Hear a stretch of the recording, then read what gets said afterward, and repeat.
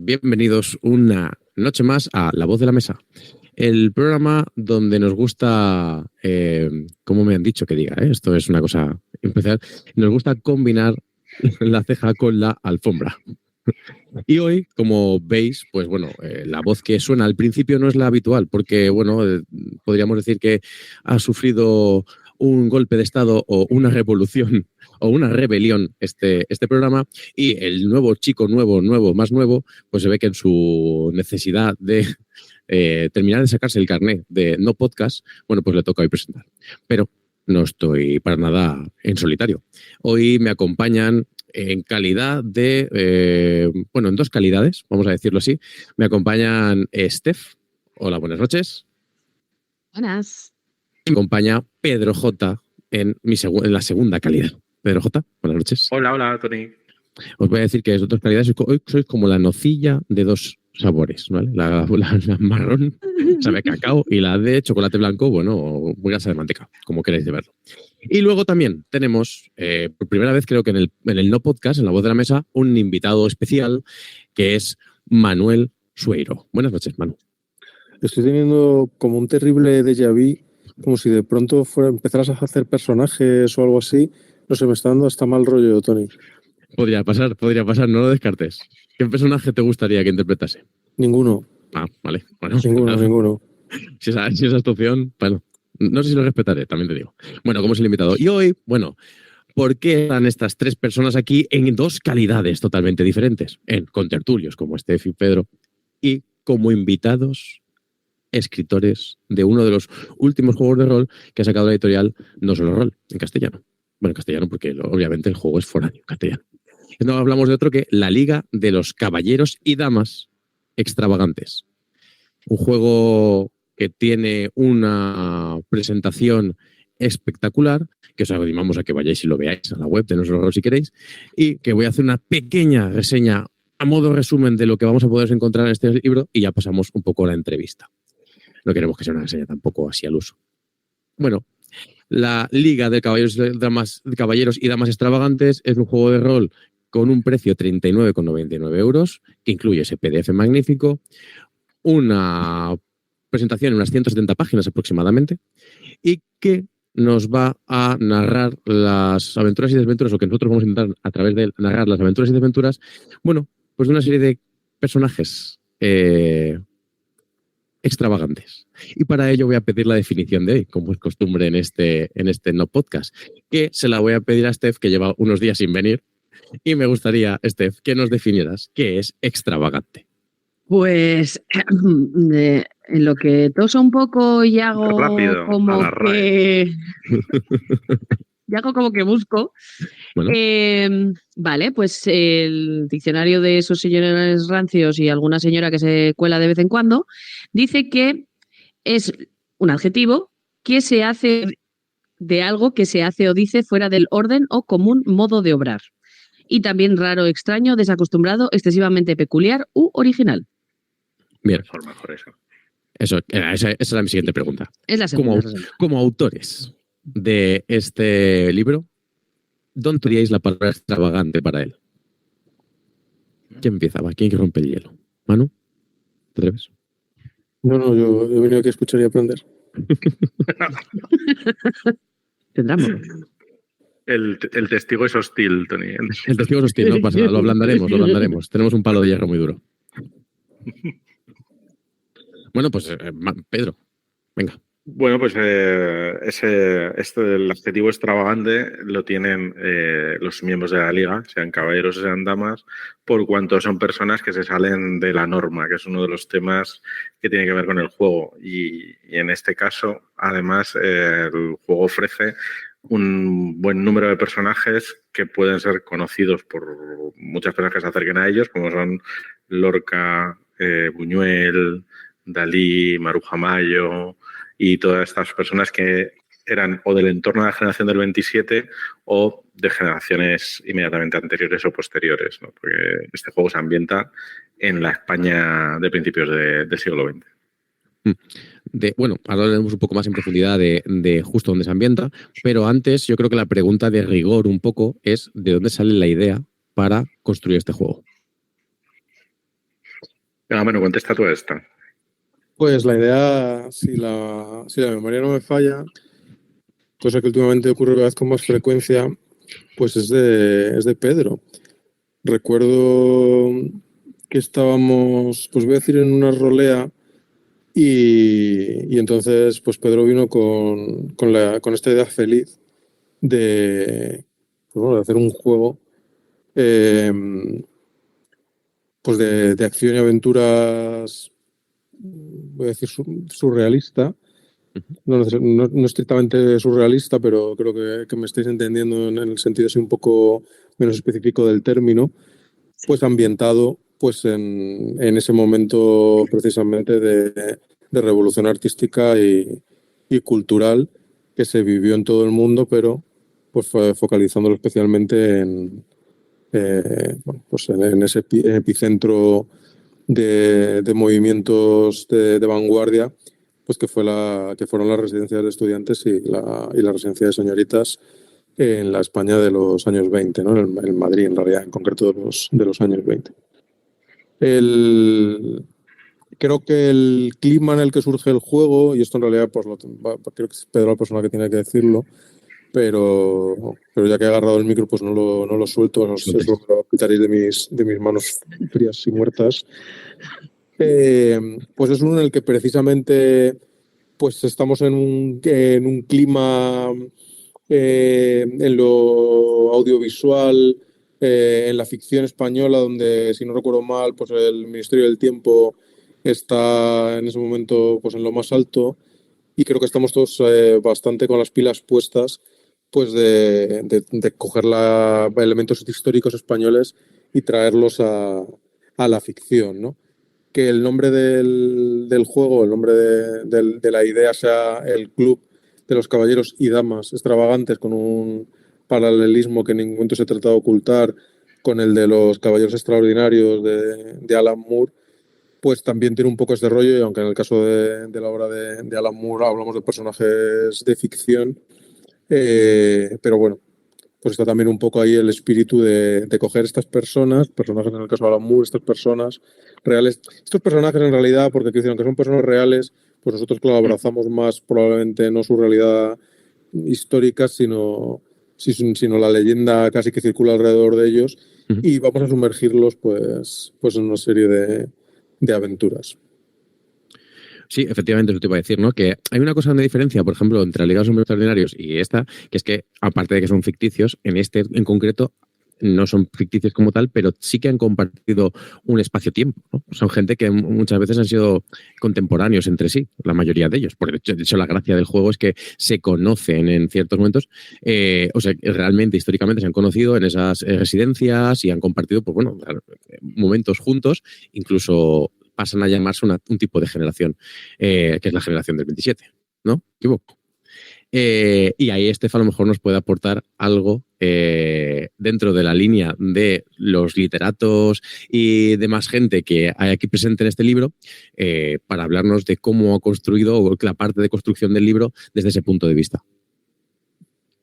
Pues bueno, claro, yo llegué a esta idea feliz de Pedro fue hace varios años, ¿no? Fue antes de la pandemia. O por ahí. Sí, vale. Sí. Antes de la pandemia, luego una pandemia Que yo mundial. sepa, todo fue antes de la pandemia. todo fue antes de la pandemia. En realidad ha pasado un nada. Entonces, pues ya pasada la pandemia y tal, me acuerdo que Pedro me habló de esta idea feliz que habían tenido y que iban a tirar adelante con ella. Y yo dije, hola, sí, pues si necesitas, yo toda feliz, ¿sabes? Ignorante de la vida, dije, pues si necesitas algo de ayuda, yo te puedo ayudar. O sea, porque, hombre, vamos a ver, no es mi época favorita de la literatura, pero, hombre, algo de literatura sobre la generación del 28, la generación del 14, la del 27 y la de posguerra, preguerra y posguerra, pues algo sé, o sea, por lo menos sabía situarlo. Entonces, bueno, sí que te das cuenta una vez de que nos pusimos ya a pincho y a muerte a escribir y demás, con el asunto de lo que has dicho tú, ¿no? De los personajes que están interconectados y demás, empezabas a leer las biografías de los autores para hacerte una idea, para poder redactar las que salen en el libro, y decías, bueno, a ver, no sé quién se ha liado con no sé quién. O sea, de los 40 personajes que salen en el libro, te suceden todas estas cosas. No sé quién era el primo de no sé cuál. Vivieron juntos en no sé dónde. Pasaron unas vacaciones en no sé quién. No sé quién dejó a no sé quién y luego ese no sé quién salió con otra no sé cuál que salió a su vez con otro no sé quién. Y tú, madre mía. O sea, dices, si tuviera que hacer el árbol de relaciones, no había dinas suficientes en el mundo para rellenar todo eso. Y eso además es una cosa que es maravillosa del libro. Qué guay, qué chulo. Y bueno, dentro de la parte de escritura, a ver, al final es una obra coral, ¿no? Con las tres personas que tenemos aquí hoy como autores. ¿Qué parte os habéis encargado cada uno, más o menos? Bueno, pues aquí hemos ido un poco a los sospechosos habituales, ¿no? Y aunque, como tú bien dices, ha habido esa parte por la que los capítulos han pasado por las manos de todos, pues yo cogí la parte más de introducción, capítulo del director y ambientación sobre la liga, esto último junto con Steph. Y mientras que Manu, que es con quien más obras he compartido hasta el momento, pues siempre ha sido en temas más de sistema de reglas y en su caso también de lo gris, de lo que hablaremos luego. Y en la parte de ambientación, pues estuvo fuerte en un capítulo que para mí es fundamental, que es el de las residencias, ¿no? La de estudiantes y la de señoritas, además de esta parte de biografías, aventuras e ideas de aventura. Y todo este conjunto, ¿no? Bueno, una vez explicado un poquito esto, podemos decir a nuestra audiencia que el libro consta de unos 8 capítulos aproximadamente, con alguna, pues una despedida, un proemio, unas cosas por el estilo, donde en sus diferentes capítulos se van a desgranar algunos conceptos importantes. De hecho, luego destacamos alguno que queráis que a lo mejor es más relevante o de lo que yo destacaría. Tenemos el típico capítulo, obviamente, de reglas y dirección, que es bastante chulo el de dirección. Y luego tenemos dos cosas bastante chulas, que es el demiurgo, la parte del demiurgo con el tema de lo gris, ¿no? Y cómo explicar todo esto que son en capítulos 6 y 7. Oye, Tony, perdona, ¿por qué no nos defines demiurgo? Bueno, pues demiurgo podríamos irnos a Descartes, ¿vale? Que es uno de los primeros que define el concepto. ¿Te refieres al demiurgo de lo que viene siendo el libro? Como quieras, sorpréndenos. Bueno, porque el demiurgo al fin no deja de ser un concepto abstracto de una figura, un ente que controla todo, ¿no? Pues no deja de ser el demiurgo, en este caso, pues el director del juego. ¿Te gusta esa definición? Me encanta. Vale, perfecto. Bueno, ese demiurgo, bueno, si no fuéramos a Cult, el demiurgo sería otra historia. Pero bueno, podemos trabajarlo por ahí. ¿Es eso lo que querías? ¿Era eso? ¿Irnos al barro? ¿Querías que era eso y más todavía. Y más, todo lo que haga falta. Bueno, pues eso. Hay unos capítulos bastante interesantes. Por ejemplo, el capítulo de lo gris nos lleva un poco lo digo por adelantado, porque no podemos entrar mucho en ello, porque la parte del libro que tiene ese misterio es que si no vas a dirigirlo como tal, no te leas todo lo que viene a ser la parte de ese villano. Y es una cuestión bastante... Deja que la gente se lea todo. ¿Pero qué es eso? Que somos ya muy mayores, Tony. Deja que la gente se lea los libros y tal, y luego finja sorpresa e ignorancia cuando está jugando. Sí, ¿tú recomendarías eso? Con el tema del demiurgo. Están hasta los 30 pavos, coño, léete el libro. 29,99. Que si tienes algún descuento online, 5%, por ejemplo, Juega Store, pues te puede salir un poco más barato, por no decir otra cosa. Pero, bueno, pues le he dado todo. Pero tampoco vamos a explicarlo aquí, creo, ¿no? O si quieres explicarlo. ¿Quieres explicar lo que es la gris? No, bueno, eso será como tú quieras. Bueno, vale, pues no lo vamos a explicar. Pero yo creo que sí, ¿eh? Yo creo que ¿Sí lo vas a explicar? Bueno, yo creo que explicar un poco, porque si no, no se entiende la esencia del juego realmente. O sea, podemos quiero explicar la decir, esencia del no juego quiero sin que rascar. parezca pues que hemos cogido una colección de personajes, hemos copiado y pegado de la Wikipedia las biografías de un montón de personajes, las hemos puesto en un libro y le estamos cobrando a la gente por eso. Porque esa no es la realidad. Bueno, ahora íbamos un poco a eso también. Estábamos explicando. Bueno, vamos a hacerlo como tú quieras. No, aquí hoy mando yo. Aquí Perdón, hoy. perdón, señor de Miurgo. Efectivamente, aquí hoy mando yo. Entonces, vamos a ir. Ya hemos hablado un poco de los capítulos que contiene. Entonces, por no romper la estructura de los capítulos que contiene el libro, pues podríais hablarnos un poquito de lo que es el sistema y cómo se implementa, que además me parece una forma original, el tema de las habilidades o atributos que suelen tener los personajes, cómo se ha construido para poder utilizarlo con el sistema, que es un sistema realmente sencillo, pero que tiene bastante enjundia. Contadnos. Quiero aprovechar para decir que se da como Tony intenta volver a sus fueros de la época de la base secreta porque le sale la vena de reseñador. Y, sí, me sale. Puedo evitarlo. Como gente extravagante que somos, vamos a boicotearte como podamos. Muy bien, me gusta. Yo creo que para hablar del sistema, Manu nos puede ilustrar, que además la idea de las características eso fue suya, así que... O sea, a mí no me mires. Si hablas de sistemas, yo de esa parte directamente... Que tampoco se juega muy bien, ¿eh? Imaginaba que atacaba Manu, ahí. Entonces, quiero que me hable. Bueno, el sistema de última instancia pues es una colección o una constelación, concreción, no sé, llámalo como quieras, de todas las cosas que a lo largo de los años pues nos han ido gustando y que al final pues se terminan destilando en este sistema concreto, ¿no? En este momento puntual, pues es un poco a dónde nos lleva, a dónde nos dirige, ¿no? Entonces en el sistema pues puedes ver cosas de fragmentos, puedes ver cosas de hitos, de Blacksat, puedes ver cosas de plenilunio. En última instancia pues puedes ver un poco realmente de hora de aventuras incluso, ¿no? Puedes ver un poquito pues cositas que aparecen en los sistemas de juego que han estado anteriormente en los juegos en los que Pedro y yo hemos participado y en los juegos en los que hemos diseñado en el pasado, ¿no? Entonces, el juego se articula pues alrededor de 3 características que representan lo físico, lo social y lo mental, y que en este caso, y por una cuestión pues fundamentalmente de apego hacia la ambientación y hacia ese momento temporal, cultural y demás, pues sumerge sus raíces en las fuentes del análisis y en la estructura de la psique, ¿no? Entonces, pues en lugar de ceñirse estrictamente a la clasificación de físico, mental, social que tenemos habitualmente, pues lo hace a través de esta pantalla del tema de la estructura de la psique que propone el psicoanálisis, ¿no? Entonces tenemos a la lid como lo primitivo, que representaría no exactamente lo físico, porque no necesariamente es eso, pero que bueno, en última instancia va a suponer pues todo lo que tiene que ver con resolver las cosas pues a través de la violencia, de moverte por tus instintos animales, ¿no? Del cerebro de reptil, de todo esto.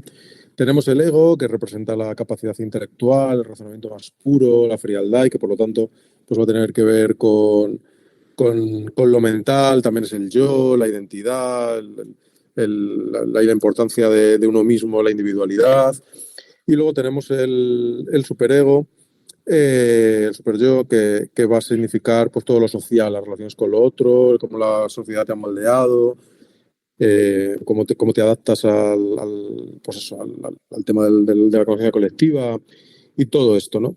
En cada una de estas características pues vas a tener una puntuación entre 1 y 5 que van a representar un número de dados de 6 caras que lanzas cuando realizas una acción, y pues en esas acciones los 4, los 5 y los 6 van a suponer éxitos, con la particularidad de que los 6 son éxitos extravagantes que van a significar pues cambios importantes, resultados importantes en la acción y que también sirven para que las tiradas exploten y demás.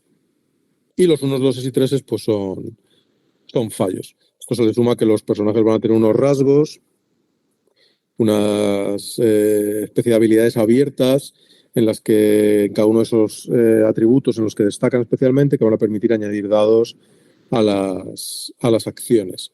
Entonces va a enfrentar pues, contra un número de dificultad que va a determinar el número de éxitos que tiene que superar o contra los resultados de la tirada de un oponente y demás. Y bueno, eso es un poco la resolución de acciones básicas. Bien, bueno, en resumen, resumiendo, aunque el speech ha sido bastante largo, no pasa nada. Pues por hay que resumirlo, ¿no? No, estoy resumiendo. No, pues bueno, en resumen, tenemos digamos, como tres atributos, que es el id del ego, superego, y luego la ficha es una ficha bastante sencilla y concreta. Es una cosa que es bastante rápida, tanto de la creación como luego coger e interpretarla como tal. Y eso es algo que, bueno, pues hace que todavía sea un juego muy de abrir y jugar, ¿no? Que es un concepto que a veces gusta mucho. Y luego, bueno, ya sabemos un poco cómo es el sistema, cómo desarrollamos o dónde desarrollamos las partidas en la liga de caballeros y damas extravagantes. Pues en realidad, vamos a ver, el núcleo duro de todos estos personajes son las residencias de estudiantes, tanto la residencia de estudiantes como tal, como la residencia de señoritas, que están en Madrid. Sin embargo, en el apartado, espérate que voy al índice, en el apartado número 5, de lugares memorables y otros que merecen serlo, además de estar... o sea, de material para el demiurgo, aquí hay a paladas, o sea, todo lo que quieras. Hay otros lugares memorables, además de todo lo que pueda suceder en Madrid, además de en Madrid, en Granada y en otros lugares de toda la península. De hecho, en un paseo por Valencia, no recuerdo exactamente con quién. ¿Lo largo o corto? Depende del día. Con alguien de Juegame Store, creo recordar. Con alguien de Juegame Store, en el que desgasté la suela de las zapatillas esos días en Valencia, como no sabe nadie, descubrimos, o sea, de estas coincidencias felices, que los miembros de la Liga habían pasado por allí antes de partir al exilio muchos, o de pasar a Francia o demás. Yo solo sabía porque Machado había pasado por allí antes de exiliarse en Collioure. Pero bueno. Sí, imagino que a lo mejor hacían sus últimas compras en Homoludicus. Exacto. Claro. Se van cargados con sus juegos favoritos. Así es así. Eso es. Y bueno, y una de las cosas que cuando el juego empezó a sonar en redes nos preguntaban, ¿pero hay que jugar con personajes históricos? No, ya lo habéis mencionado, te puedes crear el personaje que quieras.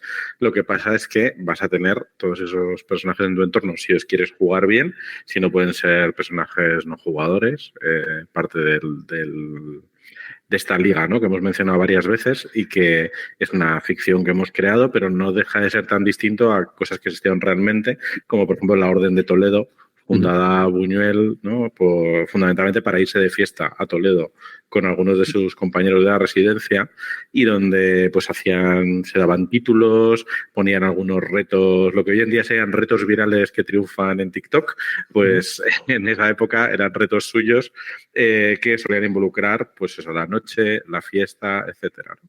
Y entonces pues nosotros cogemos un poco esa idea y la ficcionamos con esto de lo gris que hemos mencionado antes, haciendo que unos añitos antes del nacimiento de la Orden de Toledo, pues Federico García Lorca reúne a sus compañeros y les hable de una intuición que tiene más bien, de que hay algo que les está uniendo a todos, que no pueden llamar de una forma clara hasta que uno de ellos sugiere llamarlo lo extravagante y que parece ser lo que les vincula, les une y les mueve a la acción, ¿no? Por eso más. Todo esto comienza con Lorca. ¿Habéis elegido esa figura por algo en concreto? ¿Porque creéis que es el más extravagante a lo mejor? ¿Porque es el que a lo mejor más evoca a eso? No, sí, a ver, en un ranking de extravagancia que nosotros conozcamos los personajes históricos están Dalí arriba del todo y luego están todos los demás. Es decir, eso es así. Pero por supuesto elegimos a Lorca porque lo amamos profundamente, porque creemos que es el poeta eterno y porque... Y aquí inserte su reivindicación del día. La reivindicación del día es que siendo un poeta eterno con tanta importancia que tuvo en las letras en aquella época y muchos años posteriormente, pues que siga tirado en una cuneta de mala manera, pues es algo que no se entiende. Regular. Sí, es que además como parte de esa investigación de personajes te dabas cuenta que igual que Pepín Bello pues fue un pegamento para todos y también aparece en el libro y tiene un papel importante, pues el Lorca tuvo un papel vertebrador para muchos hombres y mujeres de la época y todos le lloraron cuando desapareció. Entonces parecía que podía ser ese elemento emocional y ese personaje reconocible también para los jugadores fácilmente, que tenía esa lógica que vertebra. Además, parecía como que ya era parte del grupo de PJs estándar de Buñuel, Dalí y Lorca juntos, ¿no? Que podría ser un grupo de personajes típico del juego. Y puede parecer que yo creo que cuando se habla de este libro, o si es como ahora mismo, pues siempre estamos recurriendo a los mismos, ¿no? Pues Dalí, Lorca. Pero el libro nos plantea 40 damas y caballeros, 20 y 20, si no recuerdo mal, de todas las ramas artísticas, científicas, bueno, sí, porque hay de todo un poco. Con lo cual tenemos una amplia variedad, ¿no? Además, está hecho muy a propósito que sean mitad y mitad, señores y señoras, y además hay paridad en otra cosa que probablemente la gente ni se dé cuenta, pero ya os lo contamos nosotros. Que está avisado, ¿eh? Está avisado. Que las citas de comienzo de cada capítulo, hay 8 capítulos, y cada cita es de un señor, una señora, un señor, una señora. También se ha intentado hacer en los ejemplos de reglas. También. Ajá, eso es. Sí. Y iba a preguntaros algo de esto y se me ha olvidado. Así de me has dejado con tu respuesta. No, lo que iba a decir respecto a estos personajes, vamos a llevar personajes ilustres, normalmente plantear el juego, si tenéis dudas de cómo plantear o enfocar un personaje, una partida, podéis escuchar nuestro nuevo podcast, nuestro programa de hace unas semanas, sobre llevar personajes emblemáticos. Que nos vino al pelo, justo para luego hoy recogerlo, si queríamos ese testigo, ¿no? Ajá.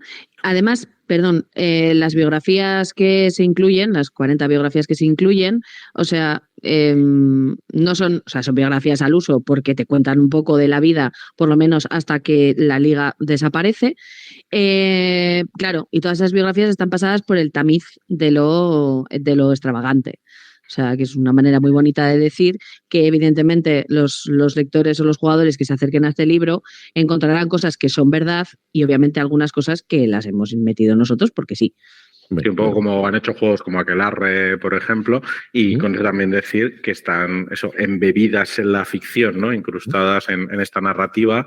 Y eso, pues en mayor o menor medida, que también nos sirvió en el proceso de documentación para ver cómo, pues como se suele decir, la realidad supera la ficción. Había cosas que se enlazaban de una forma sorprendente, ¿no? Pues, por ejemplo, Dalí fue sometido a un juicio surrealista por sus contemporáneos porque consideraban que era un traidor al surrealismo, ¿no?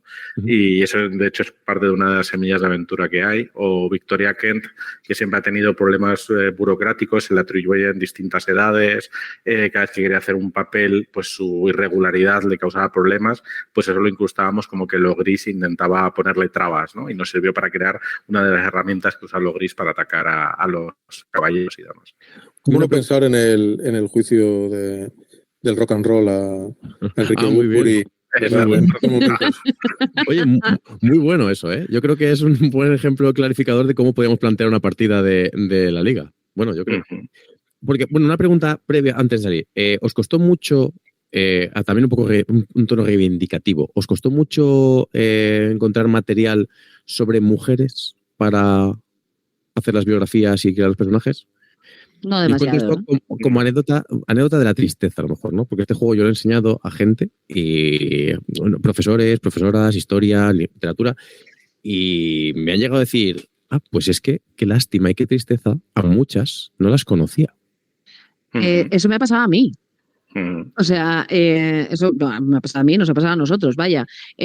Cuando preparabas las biografías claro, vamos a ver.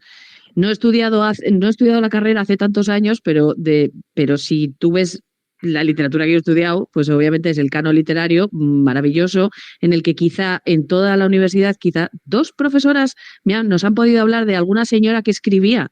Entonces, este libro precisamente a mí me ha servido también, creo que nos ha servido a todos, para conocer a esas grandes señoras y gran olvidadas. Es que, a ver, me iba a poner en el índice de personajes, o sea, tienes a una señorona que es como, que es Carmen de Burgos, que dices tú, ¿y esta señora quién es? Bueno, pues esta señora está considerada la primera corresponsal de guerra. O tienes a Carmen Conde, los que nos dedicamos a las letras nos suena un poco más, porque fue la primera miembro de la Real Academia Española. O saber toda la historia de Marga Gil Roeset, que fue una escultora, pintora, ilustradora, completamente autodidacta. De hecho, le iban a poner un profesor y el profesor le dijo: yo a esta señorita no le tengo que enseñar nada porque ella sabe más que yo. Y resulta que esta señora vio un día a Juan Ramón Jiménez. Esto es una movida, ¿eh? Bueno, yo te lo cuento, pero Cuenta. Yo te cuento. Vio a Juan Ramón Jiménez y se enamoró de él, pero claro, Juan Ramón Jiménez ya estaba con Zenobia Camprubí. Entonces, la señora, súper despechada de dolor, le escribió una carta de amor eterno y se suicidó. Una carta de la época. Pues no, hostia, el drama. Sí. Tramón. O sea, y lo bueno que tiene, como en otros libros que también pasa, al leer las biografías y al quedarte con algunas cosas, algunos sucesos que les acontecieron aquí a los personajes, yo creo que el que lo lea, el demiurgo que lo lea, podrá sacar también un montón de ideas de aventura. Precisamente si se pone ahí en plan rollo con los hilos rojos y poniendo el árbol de relaciones de los personajes, tiene material de sobra. Sí, y es que además, eso, aquí hay 40 personajes, pero había muchos más. En un borrador inicial teníamos 50, 25, 25, pero que podíamos tener muchos más. Y yo, una señora que no mencionaba Steffi, que a mí me gustaría destacar, porque cuando vi que me encajaba la época, y rápidamente pedí a mis compañeros meterla, que era Elena Fortún, que es bien conocida por ser la autora de Celia, ¿no? Que también fue famosa, luego tuvo una serie de televisión española cuando algunos éramos jóvenes, pero que esta señora ha hecho muchas cosas, entre ellas en esa época ser miembro del Círculo Sáfico de Madrid, que también no está escaso el libro de esta diversidad que pues hoy en día nos resulta tan raro que hace un siglo pues estuviera relativamente ahí presente, ¿no? Como para que lo encontremos ahora. Muy bien, es muy interesante. Es que es muy chulo, ¿eh? Yo creo que la parte de las biografías es una parte que, bueno, no solo en su creación, sino también en su uso dentro del juego, que pues va apasionante.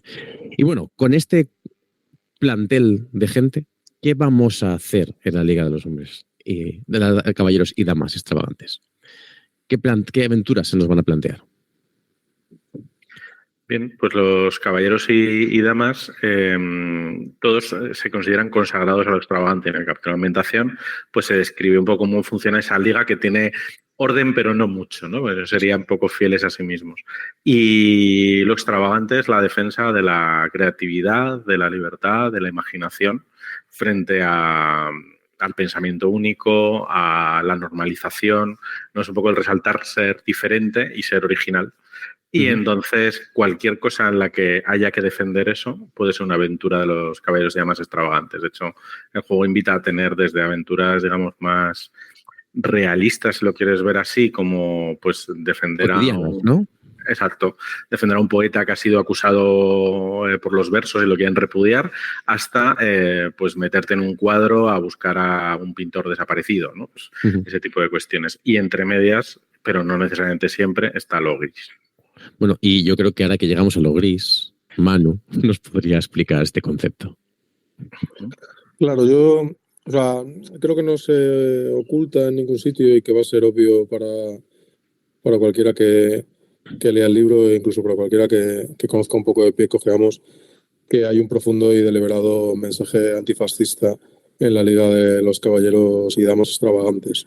Hay una defensa de la diversidad, de lo diferente, de la individualidad, que en esa época además pues supuso pues un importante boom para las creaciones artísticas, las científicas, la literatura, en fin, para todas las áreas del crecimiento intelectual humano en España. Y quizá porque nos negamos como personas que somos a aceptar que esté en nuestra propia naturaleza humana esa,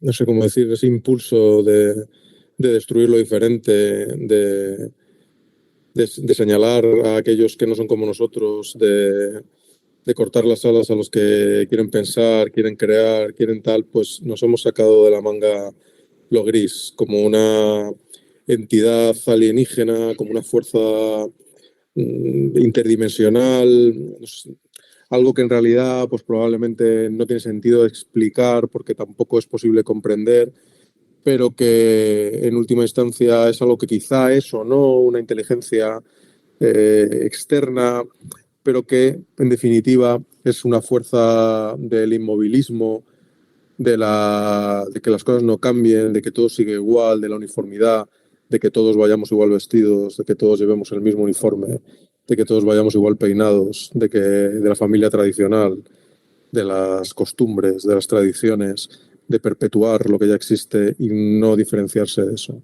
Entonces, lo gris es el gran adversario que no puede ser derrotado, porque, entre otras cosas, la historia nos ha dicho que lo gris venció y la liga fue destruida. Y frente a ello, pues está lo extravagante, que en realidad es una energía creadora tan pura que tampoco es realmente algo bueno y deseable, ¿no? Probablemente es una energía de creación, de mutación, de diferenciación, de distinción, pues que destruye toda posibilidad de orden, de estructura y demás, y que supondría pues un caos absoluto, pues que seguramente pues tampoco permitiría la existencia tal y como lo conocemos. Y bueno, pues... Un duelo de entropía es este juego. Es algo así, efectivamente, sí, sí. Al final, claro, como he dicho antes, que la cabra tira al monte, la cabra somos nosotros en este caso, pues es difícil no ver ideas que ya aparecen en otras cosas que nos molan y que hemos hecho en el pasado, pues empezando por Insane, una ambientación de no solo de 20, o sea que es que ya me estoy remontando al pasado más remoto y absoluto, y que de hecho hemos rescatado para la Liga de los Caballeros Extravagantes, ¿no? Porque al final lo gris, lo extravagante, tal, pues terminan siendo términos que utilizan en la época los miembros de los caballeros y las damas de la Liga para referirse a esas energías extrañas del universo que ya estaban presentes en la ambientación de Insane. Y los que lo conozcan de aquí, que ya, bueno, pues en fin, serán muy pocos y la mayoría dirán de qué estamos hablando, pero los que lleven con nosotros ya mucho tiempo y hayan tenido la oportunidad de leer no solo de 20, y hayan leído la ambientación de Insane, pues enseguida verán pues que las fuerzas que lo gris, los agentes de lo que lo gris pone en nuestro mundo para hacer que sus objetivos se cumplan, pues son mutatis mutandis, con otra denominación, con otros nombres más apropiados para la época, pues son las mismas fuerzas con las que se tiene que enfrentar el ejército anónimo en la ambientación de Insane. Nos gustaba esa idea de esto podría ser el pasado de Insane si los jugadores quisieran esto y les damos un sistema más moderno en el que podrían ambientar sus aventuras del ejército anónimo también. Es digamos que es un guiño interno que no es necesario para entender el juego, es probablemente un juego de Pascua, pero tiene esos guiños que yo creo que disfrutarán. Qué guay. Yo aquí, perdón, voy a hacer un apunte de cotilleo. Yo, además de escribir parte del libro, también he sido correctora del libro y cuando me tocó leer la parte de lo gris y llegué, lo voy a decir, llegué a la parte de las larvas, juro por Dios, Manuel J. Sueiro, que casi vomito. Te lo prometo, con esa descripción. Pero por lo mal que estaba escrito en la parte de corrección. No. Casi vomito por el asco que me daba estar leyendo la descripción de esa cosa. O sea, te lo juro, o sea, se me revolvió el maldito estómago yo diciendo, está perfecto, siguiente párrafo, pasa, venga, ala, ya, así. Pues eso es lo que vais a encontrar en nuestro libro. Mira el capítulo de las larvas. Horrible, te lo prometo. Tenéis que comprobarlo. 39 € tiene la puta. Pero sí, además es verdad que dentro que es un juego que yo creo que género pues es la aventura, en la introducción hay unas fuentes de referencias donde aparecen no solo de 20, aparece por supuesto la Liga de los Caballeros Extraordinarios y muchos otros cómics, películas, etcétera. Dentro de ese género, pues también da cabida a historias de muchos otros tipos. Y algo que no hemos mencionado es que dentro de esos 30 primeros años del siglo XX ofrecemos como 3 etapas de la liga para jugar de la que hemos estado hablando todo el rato es la época principal en la que la residencia de estudiantes existe, pero puedes jugar antes de que se cree la residencia y por tanto la liga, en la que puedes llevar a personajes ilustres de la época o personajes que tú te crees que están más aislados, que no tienen esa residencia para unirse, entonces puede ser ideal para partidas con pocos jugadores o para investigar estos primeros pasos en los que el director no te dice nada y te vas encontrando con lo gris, y la época en la que ya está muy cerca la guerra civil, en la que pues van muriendo o exiliándose o en cualquier caso reconociendo que la liga se hunde y que lo gris gana, como nos decía Manu. Y es esa historia más de guerra fría, de espionaje, de desconfiarnos de los otros, ¿no? Y que también es otro tamiz interesante. Yo no le voy a quitar importancia al nombre de las épocas, porque además creo que son bastante descriptivas, pero también muy, muy evocadoras, ¿no? Porque es el periodo precursor, que es el que nos hablamos al principio, ¿no? La era cenit y el crepúsculo. Y creo que, bueno, pues lo deja claro dónde va la historia y que, retrotrayéndonos lo que decía Manu, efectivamente, pues es el momento en el que lo gris gana la cosa. Qué triste esto, ¿no? A la hora de escribirlo. ¿No os resulta un poco triste? Por la redundancia. Sí, es un play to lose, ¿no? O sea, es decir, un poco bueno, sí. ¿Habría una siguiente etapa, por ejemplo? ¿Podríamos decir que ahora una siguiente etapa para esto? Hay una oportunidad y es que, claro, algunas de esas personas se exilian. Por ejemplo, los personajes supergenerados que aparecen en el libro descritos, pues hay algunos que efectivamente van al exilio y nunca abandonan su ansia de lo extravagante, y eso no quita que si un demiurgo innovador quiere, pues puede retomar esa idea de, por ejemplo, con la transición española y con la vuelta de algunos de estos ilustres, se trata de refundar la liga, quizás de otra forma, que empieza una aventura en la movida de los 80 con, yo qué sé, Almodóvar y compañía, ¿no? Podría ser. O ya con el ejército anónimo en el fin de siglo, ¿no? ¿Lo llamaríamos el resurgir? Claro, no sé, quizá probablemente podría ser muy interesante pues también pues extender la lucha contra lo gris pues a propiamente la guerra civil, o cómo lo gris se propaga por Europa pues con el auge de los fascismos y la Segunda Guerra Mundial, y quizá transformarlo más pues en un, pues no sé cómo deciros, un juego quizá de horror bélico o algo parecido, pues bueno, con toda la crudeza que supone el conflicto. Es muy interesante, ¿eh? Yo creo que ese concepto es un concepto magnífico. Bueno, hemos hablado un poco de las reglas, hemos hablado de los personajes, hemos hablado más o menos cómo se desarrollan aventuras, pero en el propio juego también os planteáis una serie de aventuras, ¿no? Lo típico de las aventuras de inicio. ¿Qué nos podéis decir de ellas sin chafar mucho la cosa? De lo gris no querías hablar y ahora quieres que hablemos de las aventuras que vienen. No, un poco por encima, tío. Vende el producto, no tienes hombre. Criterio, tío. Es muy sencillo. Tú dices, pues mira, esta aventura está perfecta, pensada para... No sabe lo que está haciendo. Me despiden. Soy el nuevo. Sí, mi despido es más barato. Eso es así. Eso es más barato. Pero contanos un poquito. Más o menos, ¿qué nos vamos a encontrar? Bueno, pues hay tres aventuras en el libro y más una serie de aventuras. Lo que hemos puesto 3 aventuras porque como hay 3 épocas, pues cada una está pensada en una de esas épocas. Todas están pensadas como que puede ser una partida de introducción al rol para cualquier grupo o a la ambientación. Lo que pasa es que eso, según lo que te interese, el tema que te interesa fomentar, te gustará más una u otra. La primera es la doncella espiritual, que es sobre un posible fantasma en la Casa Siete Chimeneas de Madrid, que es un suceso que los fans de Iker Jiménez estas cosas conocerán.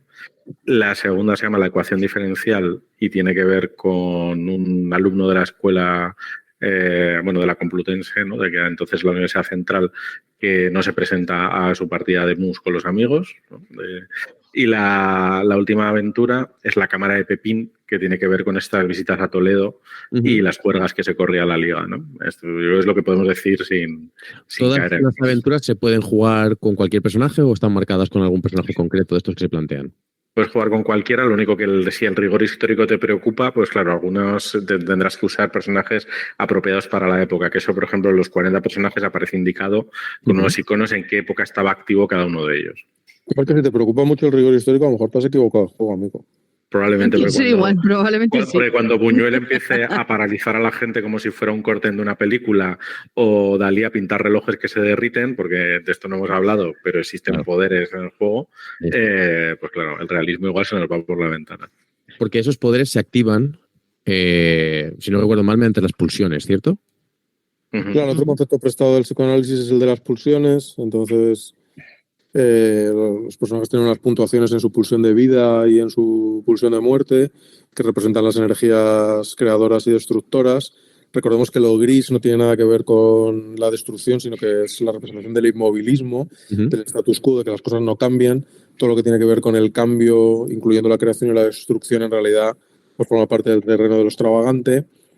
Entonces aquí la pulsión de vida y la pulsión de muerte pues representan esos dos polos de las posibilidades del cambio, ¿no? Esta es otra idea que tampoco sale de la nada, sino que pues también viene un poco así de manera tangencial y lateral, viene desde Insane, ¿no? En Insane había, aparte de la lucha pues contra lo gris, que en Insane, si no recuerdo cómo se llamaba, la gerencia. La gerencia aquí son los gerentes, no es la jerarquía o los jerarcas o algo así. No recuerdo el término exacto, qué mal todo. Pero ahí hay otras fuerzas en disputa que en realidad serían la representación de lo extravagante en el mundo de Insane, que es la partida de ajedrez, con las figuras blancas, las figuras negras y no sé qué, que representan las fuerzas creativas y destructivas, pero que no tienen una analogía real con ser el bien y el mal, ¿no? En este caso la pulsión de muerte no es lo malo, sino simplemente pues, es el cambio pues, de la desaparición y tal. Entonces los personajes, como digo, pues tienen esas puntuaciones en las pulsiones, en la pulsión de vida y en la pulsión de muerte, y entonces pueden utilizar los puntos de las pulsiones pues tanto como para potenciar sus acciones normales, digamos, y dotarlas de resultados extraordinarios, de resultados extravagantes, si tienen suerte, como para generar, de hecho, pues distorsiones de la realidad, desde pequeñas distorsiones pues hasta disrupciones de la realidad completas. Pues es una parte muy interesante porque yo creo que cuando la gente se plantea el libro, a lo mejor en la parte de las partidas más, como lo más cotidianas o algo por el estilo, pues es sencillo, pero si no remarcamos el tema de los poderines, de los poderes, pues a veces se crea esa confusión. Yo he visto en redes, pero ¿esto cómo se juega? Sobre todo en los primeros días de lanzamiento, pero aquí ¿qué historias voy a contar? ¿No? Pues bueno, esperamos que con esto que nos han dicho aquí los autores, pues nos quede un poquito más claro cómo se plantean estas historias. Y bueno, no hemos hablado... Dime. Perdón, además de las 3 aventuras que ha explicado brevemente Pedro, hay un montón de ideas de aventura, además organizadas por cada época, y hay muchas de ellas en las que simplemente dejamos la premisa, pero también dejamos un poco en manos del demiurgo hacerla, pues si la quieres hacer de investigación, si la quieres hacer de terror, si la quieres hacer de darte de tortas con la gente, pues date de tortas con la gente, y si eres feliz con eso, adelante. O sea, muchas de ellas además y luego la llevas tú. Yo te dejo aquí la idea, votando, y tú la recoges y haces lo que quieras con ella. Y unido a esto de las aventuras, que están así muy bien descritas, con sus tiradas, con todas las cosas que hay que hacer, y esto sí es momento, vamos a vender un poco más el libro por si no lo estábamos haciendo ya. No, es que es un libro... Aquí hemos venido a hablar de nuestro libro. Efectivamente. Sí que si alguien lo coge desde el principio de, venga, página 1, me lo voy a leer y tal, si no tienes maldita la idea de qué es un juego de rol, de cómo se juega, de las herramientas de seguridad que se pueden utilizar, es un manual perfecto para alguien que no haya jugado nunca a rol. Yo creo que es un libro que no te deja huérfano en ninguno de los apartados de todo lo que supone jugar a rol, ¿no? O sea, de la parte del demiurgo, de la parte de los personajes, de las aventuras, es tranqui, yo te voy a coger de la manita, te voy a enseñar qué es lo extravagante y lo gris y te voy a enseñar a jugar a rol, por si no sabías. Sí, yo en relación con eso y retomando igual que cuando Manu contaba que el sistema de juego, pues es como, yo lo veo como un destilado de otras cosas que hemos hecho y que nos han gustado, pero a la vez también es una representación del momento presente. A mí me parece que este libro, aunque la idea se nos ocurriera en una rolea ahí en Mollina hace mucho tiempo, no podría haberse escrito así si no es en este momento. por todas las cosas. Por ejemplo, recuerdo con la corrección de Esther del capítulo del Demiurgo, decías que es un capítulo muy completo, denso incluso, ¿no? Porque tiene muchísimos consejos de muy diverso tipo. O lo de las herramientas de seguridad, ¿no? Es algo que en muchos libros está empezando a aparecer y que está ahora. Entonces, es una iteración de muchas cosas que a nosotros nos gusta ver en los libros y también de cómo entendemos la creación de juegos, ¿no? No puede ser que te compres el libro y no venga una aventura en un juego en el que el director del juego, el Demiurgo en este caso, se inventa aventuras, ¿no? Pues toma 3 ideas de aventura. Aquí tienes personajes pregenerados, pues 40, ¿no? Intentamos que sea el libro que a nosotros nos gustaría leer y encontrarnos. Luego hay una parte muy interesante, que no sé si lo habéis comentado, que es la parte de referencias e inspiración, que aunque lo hemos citado un poco así por encima durante todo el programa, hay un capítulo, no, hay una separata, hay una página en concreto que es explicando una a una pues muchas inspiraciones que podemos encontrar de otros juegos de rol a películas, series o otra cosa por el estilo. No hemos hablado, si queréis lo decimos rápidamente, un poco lo que es la parte gráfica del libro. Vamos, por mi gusto, una portada exquisita y toda la parte interna está, voy a decir decorada, pero realmente está, bueno, sí, decorada con fotografías, las cuales han sido en algunos casos alteradas, como con anotaciones extravagantes por encima, como quien hace notas en un cuaderno, ¿no? ¿Qué me tenéis que decir de este arte? Bueno, el diseño gráfico del libro es de nuestra compañera Rocío Peirano y efectivamente pretende ser un documento de la época, un poco un libro de recortes quizá, un fanzine, una publicación que se podía haber realizado en ese momento, pero al mismo tiempo, lógicamente, pues bajo el prisma de las movidas de diseño modernas, pues que lo hagan así más agradable para nuestra vista. Entonces, bueno, aquí por supuesto había bastantes opciones que se podían haber adoptado para el proceso de ilustración del libro, pero aquí pues nos ha parecido que recurrir a las fotografías ya de dominio público pues para ilustrar esos momentos concretos pasados, eso sí, pues por los filtros y los prismas correspondientes pues para darle a toda una unidad, una entidad, un carácter artístico, pues era un poco lo que nos pedía el cuerpo, ¿no? En el libro, pues intencionadamente pues he optado por el blanco y negro porque no olvidemos que lo gris vence. Y sin embargo, pues como un contraste de pura extravagancia, pues está esa portada que se aleja muchísimo creo que se aleja bastante de lo que esperamos normalmente en la portada de un juego de rol, ¿no? Que normalmente pues, bueno, se han utilizado en otros casos soluciones de diseño gráfico muy bien hechas, o sea que tampoco quiero aquí que nos pongamos aquí la medalla de pioneros de nada, pero que sabemos que normalmente la portada de un juego de rol pues tiende a ser una ilustración que representa a los personajes o un elemento clave de la ambientación, tal. Y aquí se ha optado más bien, pues bueno, si este libro se hubiera editado en la época en la que está ambientado y estuviera ilustrado por un ilustrador de la época, ¿no? Por un propio miembro de la liga, pues qué tipo de portada hubiera tenido, ¿no? Y aquí creo que, como en todo lo demás, en realidad creo que Rocío lo ha clavado. A todo esto hay que sumar el trabajo de maquetación que lógicamente pues también involucra diseño gráfico y demás, pues que ha hecho José Lomo, ¿no? Que han hecho ahí con Rocío pues un tándem perfecto pues para que el libro tenga pues creo que inmejorable aspecto que tiene. Y también un trabajo de investigación a la hora de elegir las fotografías, encontrarlas, ¿no? Y porque no solo hay fotografías, también hay documentos.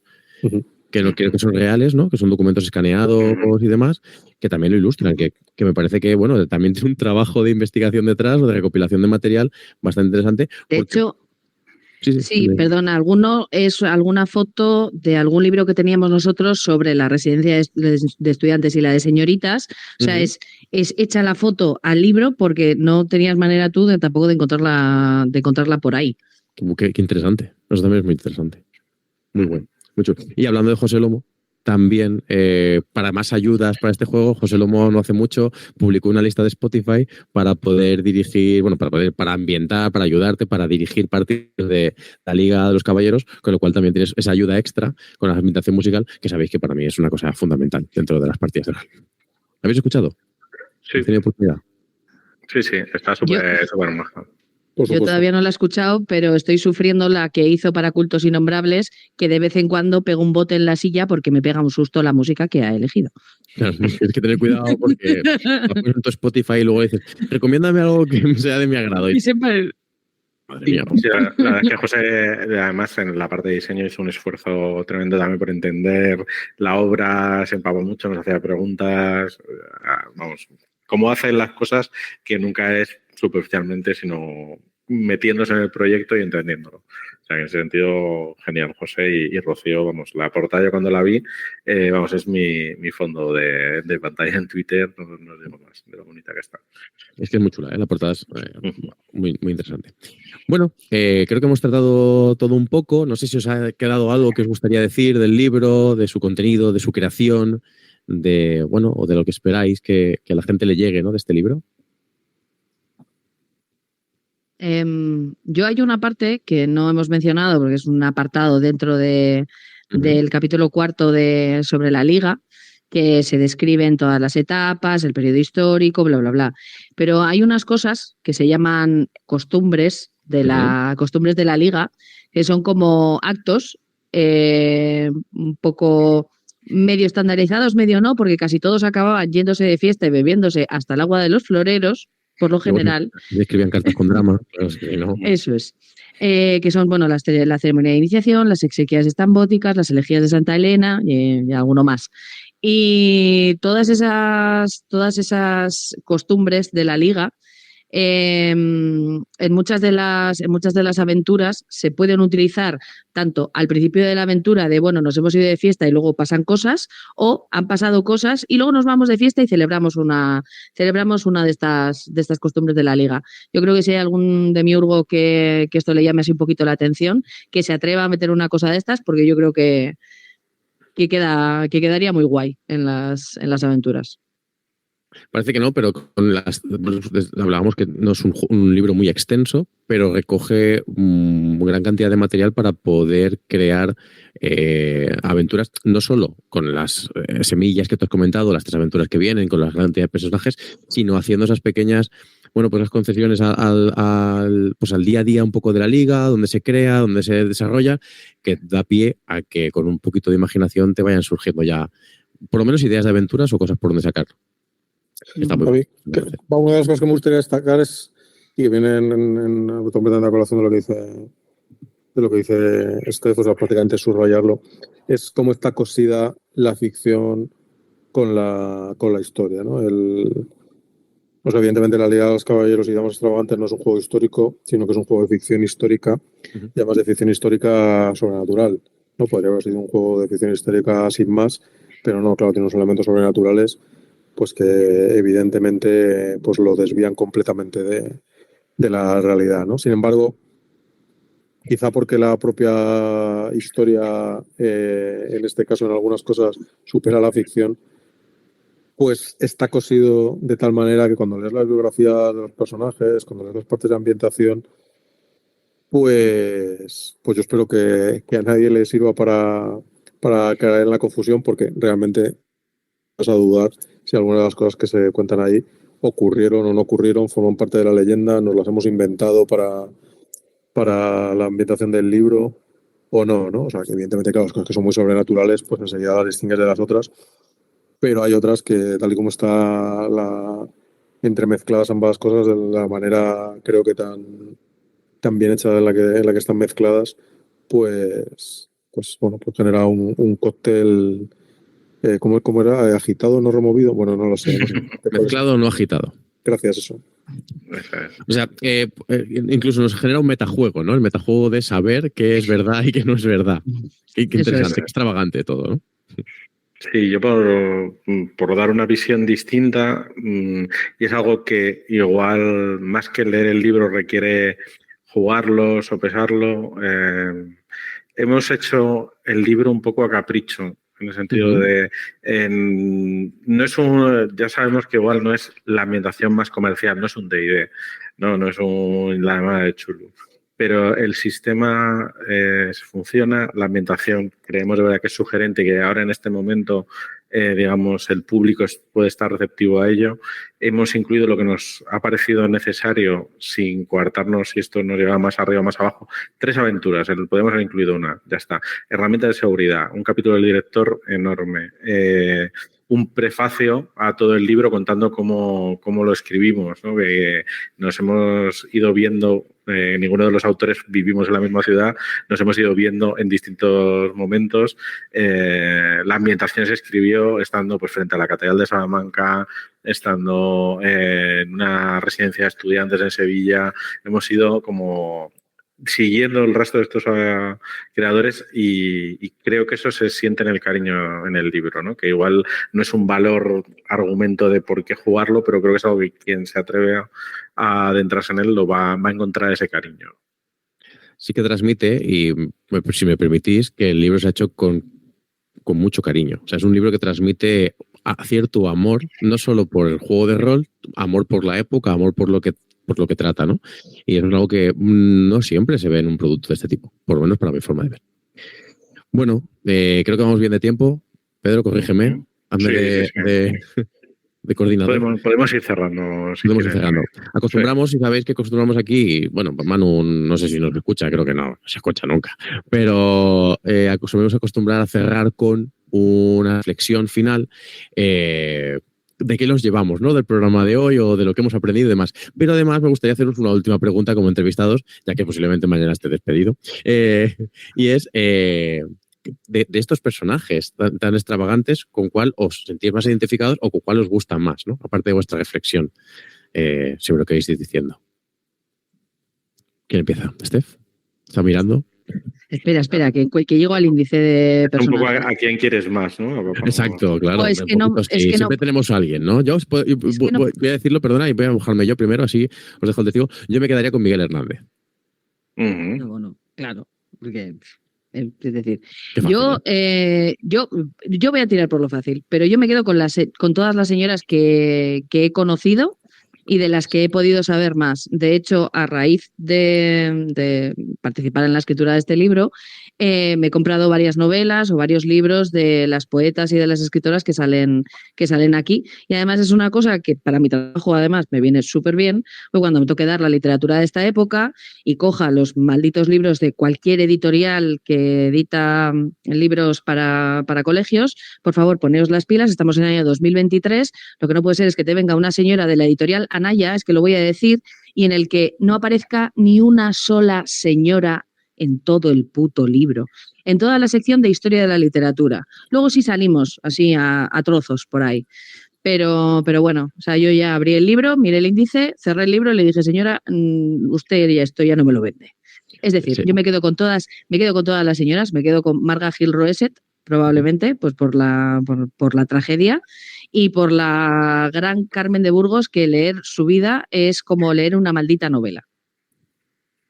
Qué bien. ¿Se podía decir puto aquí? No sé, pero... Bueno, no, se avisa antes. Sí. Pero estamos en horario no protegido de ese, o sea que... Estamos en todos los horarios. ¿Pedro? Yo por lo primero que me salía es decir Lorca, porque le hemos dado mucho peso a él y a sus amigos más cercanos en la ambientación, pero también reconozco que otros que me gustó meter en cuanto pude y que me gustaría jugar con él, si juego en la parte de jugador, es Miguel Miura, pero se debe más a precio personal, porque fue su obra una vez que hizo que a mí me interesara el teatro, ¿no? Sobre todo con 3 sombreros de copa, que además tuve ocasión de volver a ver cuando estábamos escribiendo el libro, y que había partes del diálogo que me sabía de memoria cuando lo había visto en el instituto, o sea que es el cariño que le tengo. ¿Manu? Pues yo me voy a quedar con un caballero y una dama, y voy a alejarme de las respuestas que estáis dando, porque para mí el caballero extravagante y la dama extravagante con los que me voy a quedar son con Pedro y con Steph, en un ejercicio absoluto de metalenguaje, de metacreación, porque claro, pues sin ellos pues todo lo demás de lo que estamos hablando aquí pues sería imposible. Qué bonito. Madre mía, qué bien sabe quedar este hombre.